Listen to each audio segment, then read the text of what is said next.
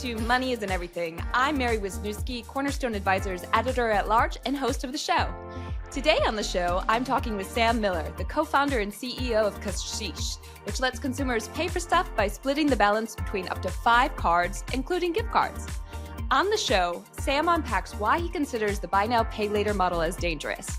We also explore his startup and its roots, some key principles on how to help protect people's financial health, and how to deal with the doubt others have over your product when it's something new. Here's our convo. Sam, welcome to Money Isn't Everything. Thanks so much for being on the show today. Thanks for having me.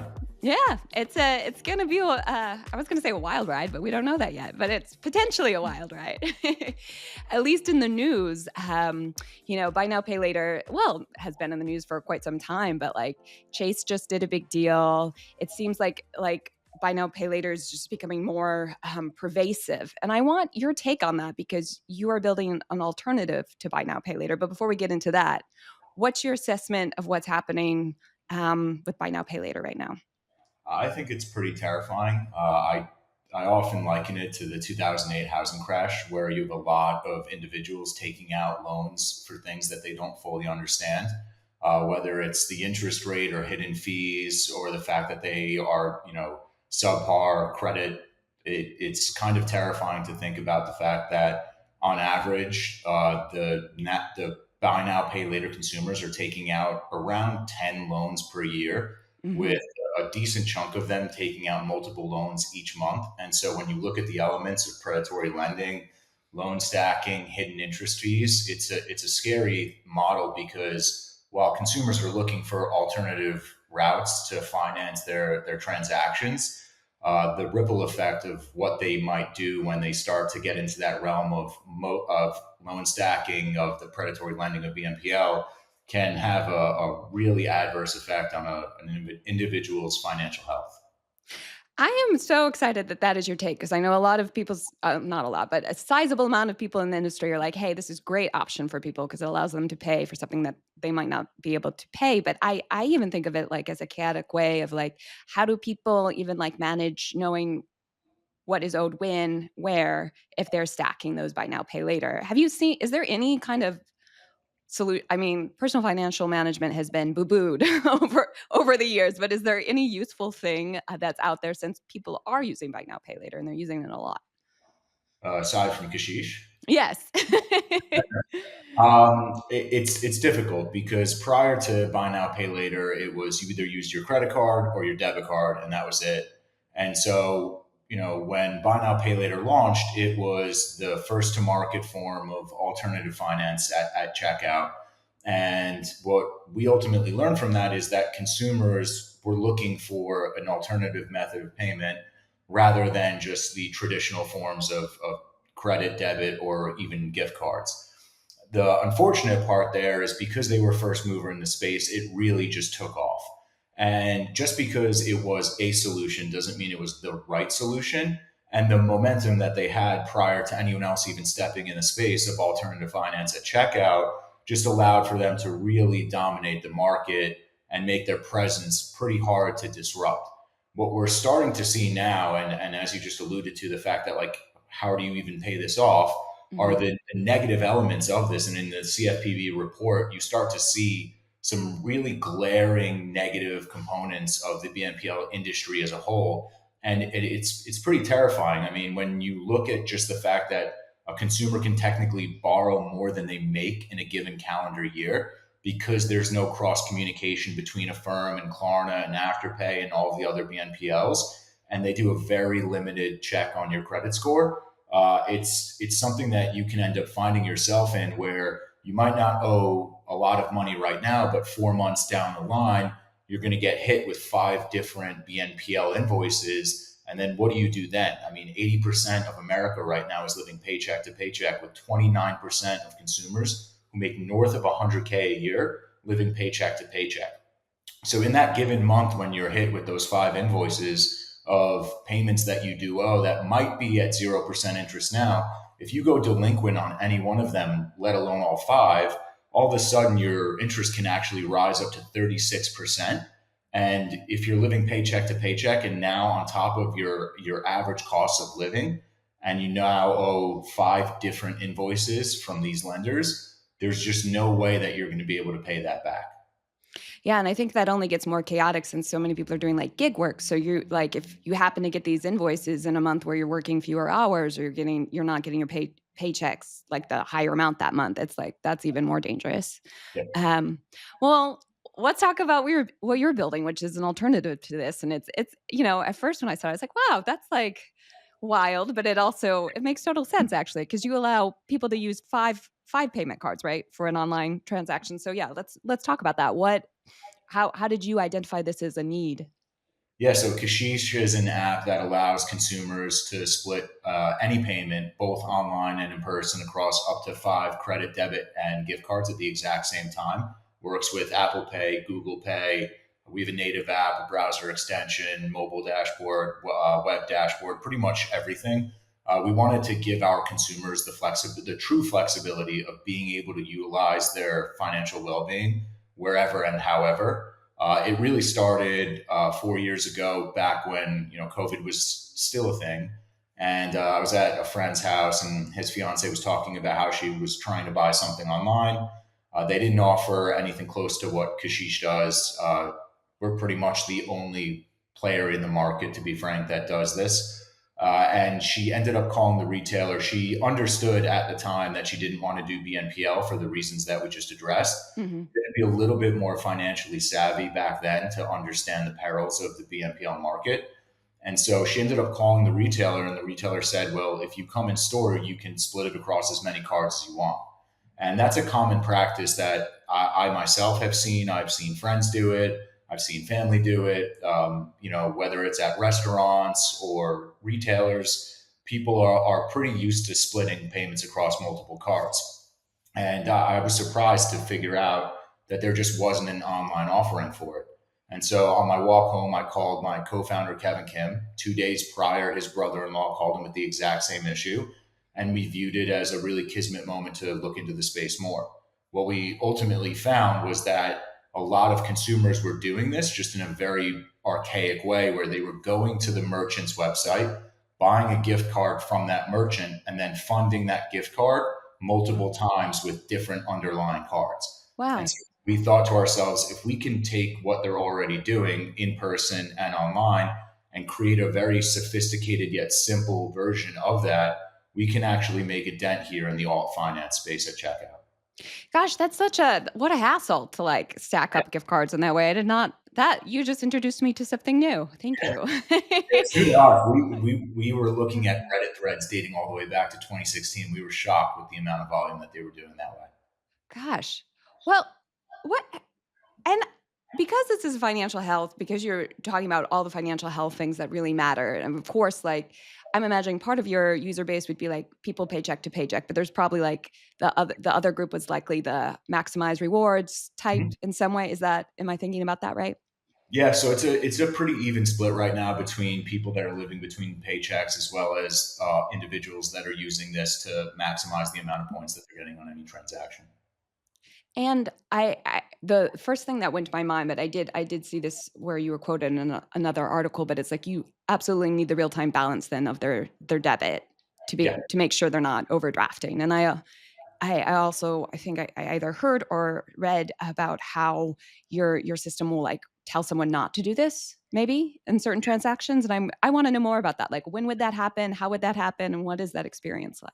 Yeah, definitely. So one of the key features of Kashish is we always wanted to make sure that it had the consumer's best interest in mind. A lot of the BNPLs out there, frankly, don't care if you're doing well or not financially, as long as you use their service. They're pretty happy with the outcome. For us, it was we want to make sure that not only are people using our service, but they're using it in a way that isn't detrimental to their financial long health in the long run. And so what we did was we partnered with Plaid. We have real time account balances with your debit and your credit cards. And we actually verify that the funds exist before you go and make any transactions. In part of that, we ended up building an AI engine called Smart Split, which is currently patent pending, where we will look at your cards based on billing, balance, rewards, utilization rate, a variety of factors. And we will actually recommend to you which cards to use and for how much. And so that's key because of a few things. One, from a liquidity perspective, if you're living paycheck to paycheck, making sure that you have enough to get by in between those paychecks, we take that into consideration. From a secondary component, from credit, we want to make sure that you're staying under 30% utilization rate across your cards. The reason being is that if you stay under 30%, your credit score goes up. If you go above 60%, your credit score goes down. So we want to avoid any situation where our consumers are actually going above that 60% threshold. Obviously, there are circumstances if you have a very low credit limit that you're going to teeter that line, but we do our very best in all situations to make sure that you're staying as close to 30% below as possible. That is interesting because I definitely, fintech, let's say, I don't know, maybe even 5 years ago, I just remember like, here's a product that is built to like, help someone, let's say, build savings, but then some of the users were using it and were like overdrafting their account just because it was not intentional, but it's just the data wasn't accurate at that point. So I think that's really promising that that is improving, to say the least. What about how are you going about acquiring users? It's been entirely organic. Yeah. That's been the craziest part of this entire experience is seeing our product just blossom in the market on its own. I'm a firm believer that if you are going to build a tech company, especially one that has to do with people's finances, that you build something of substantial value and you won't have to do any advertising, because if it really does work and it works and benefits and helps consumers, it will advertise itself.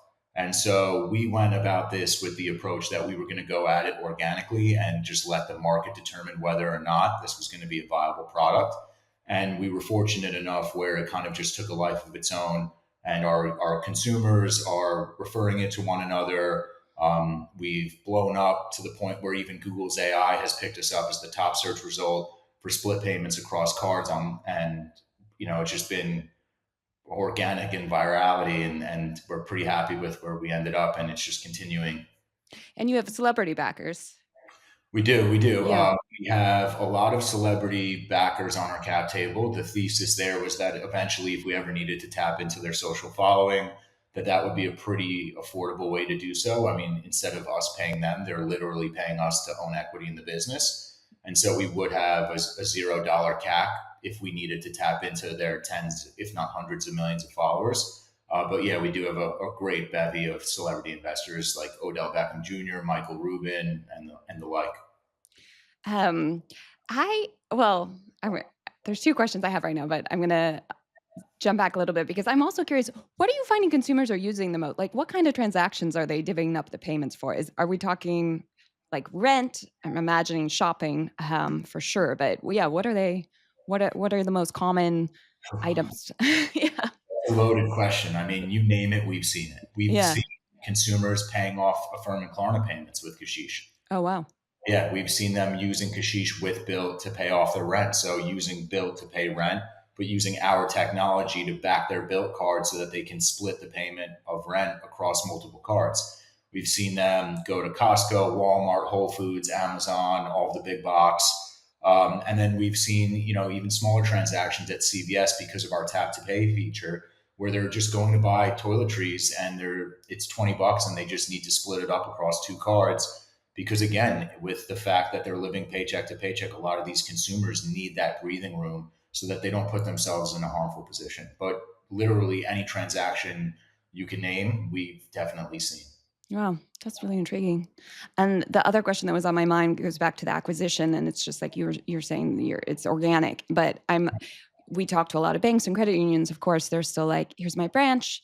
This is how I get customers because they see us, and of course that's very expensive. But I'm curious about your take of like the traditional banks and credit unions, their path to like growth versus like what you're doing.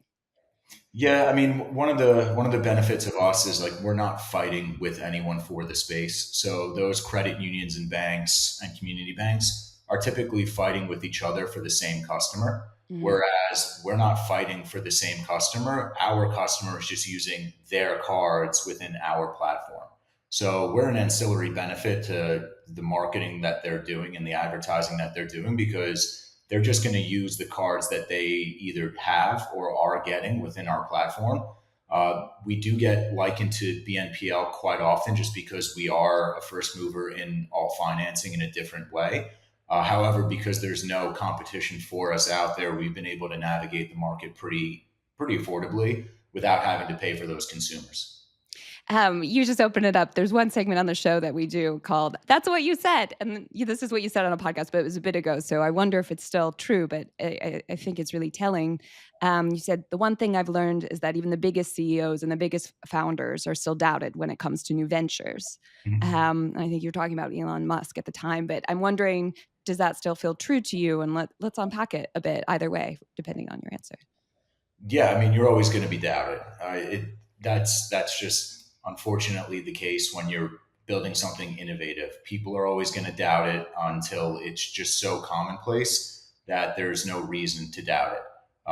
No one doubts Facebook anymore or Mark Zuckerberg, but there was a time where when prior to every household having Facebook or Instagram or one of Meta's assets, that they did doubt it, and it becomes something that you just have to have thick skin about and understand that view and opinion and perspective of whether it's you or your business is just something that comes with the nature of being in the startup and ecosystem itself.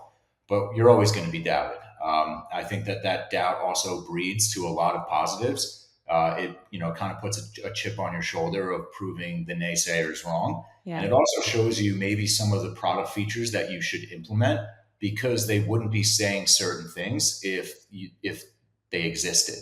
So, for example, for us, one of the things that we learned from just our consumers that are already using the product, and some consumers that wanted to use the product but they needed a little bit of an edge that they were looking for, is our upcoming loyalty program. So, same thing as a traditional credit card program where you get points for transactions. They wanted some form of loyalty program while they use Kasheesh. And so while they were looking at us and giving us feedback, it actually led to a pretty heavy product development that we ended up implementing into the system because of what people were saying on the outside. What? Tell me about the name. What does that, yeah, how did you dream that up, and what does it mean? Do we want the real story The or? real I always want the real story. Frankly, it was a bunch of tequila. And That's the way some things go. yeah, yeah, a bunch of tequila was in front of my computer, going through just like the business plan and the model, and having some tequila along the way, and ended up coming out with the name. And it kind of just, once you said the name out loud, it stuck. It was, we always wanted to create a brand that didn't feel so financial focused like a bank. Mhm. Um, and we didn't want it to be something that people were afraid of. There was a large stigma about similar products like this. If you think about just even, I always give the analogy of the person at the grocery store that's in the front of the line, and they're either counting nickels or writing a check to the grocery store, and they feel embarrassed because of what they have to do. We never wanted to create a brand where consumers who need to use our product feel embarrassed. And so when we were creating the brand itself and the name itself, we wanted to land on something that was inviting to consumers and felt a little bit fun and felt exciting to them. So that way, when they were going through this journey of navigating their personal finances, there was no element of, kind of feel like crap because I have to do this. I'm so glad you brought this up because I had this point sort of came up in a different way, but it was like, what's an embarrassing card to throw down? And at the time, this guy was mentioning like, oh, a smiley face on a card would be embarrassing on a date to use, for example. So so this is sort of like underscoring that point of like, hey, people feel ashamed. How do you create this brand where you can disconnect that? Like, you Yeah. don't feel shame coming. I think that's really fascinating. Have you found any other ways to achieve, making someone feel more comfortable and knowing that they need something, but probably have money shame? Yeah, definitely. So on our website, we have a financial academy where consumers can go without us even mentioning it to them or sending it to them, where they can go and build their financial literacy. A lot of what we found out was that consumers were making mistakes pre-transaction or post-transaction. Pre-transaction being that they didn't educate themselves enough prior to making the transaction itself. And post-transaction is when you make the transaction and then realize how bad it is for you. And so what we wanted to be able to do was not only be the hub that helped you pre-transaction learn about what you need to do with your financial well-being, but through the use of Kasheesh, be able to teach yourself through the product itself some of the better methods of how to pay for things. It's one of the reasons that led to our AI Smart Split engine was because we didn't want them to have to feel like they needed to ask someone why it is that they should do something. They should just learn through the experience of doing it. And then we wanted to build a library of resources that they can access for free and just go and use, and learn more about what best practices they should be considering whether or not it's using Kasheesh. It could be using someone else or using a BNPL. We wanted to make sure that our consumers were looked out for. So we built that out, and it's been tremendous for our consumers because a lot of the reasons why financial mistakes are made is because of that lack of literacy and education when it comes to consumer finance. And I'm curious now. I mean, this is a hot topic that is very much emotion, but of course, CFPB is like, psh, not looking good right now. But I'm wondering, do you have any other for like the consumers or even like the credit unions more than the banks probably of like who want to support, their customers or members? Like, is there a recommended resource of like, hey, this is a alternative to the CFPB for the temporary moment, or do you have you heard of anything that might be of use to a human? Yeah. Yeah, so it's tough because a lot of the platforms out there are incentivized. So NerdWallet, Points Guy, Credit Karma, they're getting paid by their affiliates to write specific content. If you read an article, at the bottom of that article is a prompt to get a credit card or open a bank account or something of that nature. And so it's a little biased when it comes to the content material that they're putting out in the open market. So it makes it really tough for consumers to actually read something that's not trying to sell them on anything. Hmm. That's one of the reasons why in our finance academy, like we stayed far away from that. So to the credit unions and community banks and to anyone out there in the fintech ecosystem, I would say build something that's completely unbiased, that actually just looks at the consumer and the consumer's best interests and speak to that. And I think that that will do wonders for the entities and the FIs, and it'll do wonders for the users in the community itself, because that transparency is what they actually need. They're not learning anything in school about this. They're not learning anything, unfortunately, from the communities that they're in. And so it either comes down to your parents and partners teaching you or just learning through firsthand experience. And sometimes that experience comes far too late where a lot of damage was already done. And so if you can create resources that they can use prior to that damage being done, it's tremendously helpful. And they view your brand in a positive light purely because of that.